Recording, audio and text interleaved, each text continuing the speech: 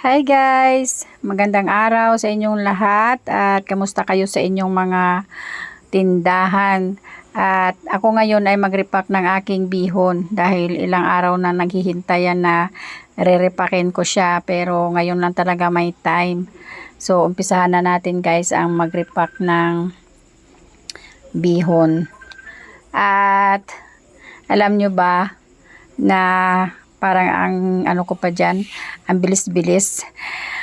Pero, nung time na yan, medyo hindi na maganda ang aking pakiramdam. Parang nahihilo ako. Sinusumpong na naman ako ng aking vertigo. So, parang hindi maganda ang aking pakiramdam. Pero tinapos ko talaga ang pagre-repack ko kasi wala namang magre-repack niyan guys. Di ako lang naman. Kasi napakainit kanina. Mga anong oras yan? Mga alas 3. Hindi maganda ang panahon, parang maalinsangan. Kaya habang naghihintay pa rin ako ng ahente, nagre-repack. So nang dumating ang ahente talaga, hindi ko na maintindihan kung ano yung naramdaman ko kasi bigla na lang ako nahilo, tapos naghanapan pa kami ng resibo kasi bago yung ahente. Hindi niya makita yung aking pangalan doon sa ano nila, sa dalang listahan. Ewan ko kung ano yung listahan, parang tablet. Kaya sabi ko, tumawag ko kay Robert, sabi ko tulungan muna ako maghanap ng resibo, pero siya rin na ay may ginagawa kasi 'di ba may pinapagawa kami dito sa bahay. So nakaraos ako guys, nakita ko yung resibo pero yung pawis ko talaga ay tumutulo kasi parang masubsob ako. So naupo muna ako. Tapos yung ahente naman is kasi bago, makulit. Tanong ng tanong.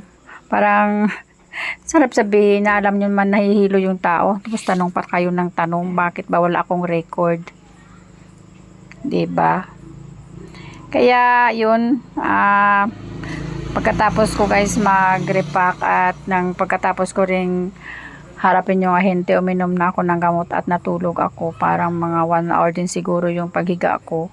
Kasi hindi talaga kumain ako at uminom ng gatas. So parang pinawisan tayo at bumalik na yung ating magandang pakiramdam. So ito na, nakapag-edit na ako guys ng video. Kasi wala akong update sa aking Facebook at sa aking isang channel to doon sa isang platform, kaya kailangan ko talagang mag-video kahit maiksi lang. So ayan, patapos na tayo guys sa pagbibideo. Kaunti na lang yung ating isang sako na bihon.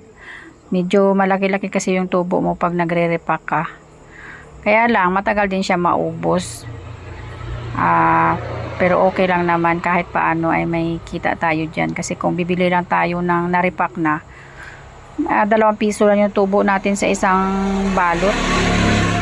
Kaya mabuti yung bibili tayo ng isang sako para medyo malaki-laki yung tubo natin guys. At maraming salamat sa mga nagsusupport sa aking mga video dito sa Facebook guys. Thank you so much sa inyo, sa mga nagko-comment. Maraming salamat. Wala akong live kanina kasi busy nga tayo. Ang dami nating ginagawa dahil may pinapagawa nga dito sa bahay. So alangan naman na hindi tayo tutulong-tulong dun sa mga konting mga ligpitin. Yun lang naman ang kaya natin, yung mga magaan lang. Kaya hindi pa ako makapag-focus guys sa ating pagbibideo. Kaya ito lang muna. Update ko lang sa inyo ang aking pagre-repack ng bihon. At ayan, fast forward tayo, tapos na ako mag-repack. Yan lahat ang aking na-repack na bihon guys. At mag-unbox ako sa inyo ng dineliver kanina sa amin ng mga dilata. Konti lang naman ang nabili ko ng mga dilata. At yan, meron tayong shoes glue. Binili ko yan sa naglalako dito. At yan ang dineliver sa atin ng SYL ngayong araw. Meron tayong birch tree na 135 grams, 6 lang. At lahat na yan guys ay mga dilata.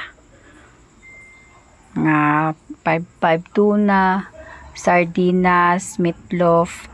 Yan lang yung binili ko. Kasi marami pa naman tayong stocks ng mga dilata guys. Ayan, sisig. tsaka 5-5 kaldereta na maliit.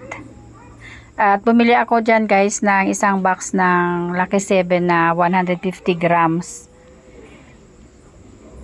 Kasi mabili yan dito sa akin. Kaya kumuha na ako ng isang box. Thank you for watching guys.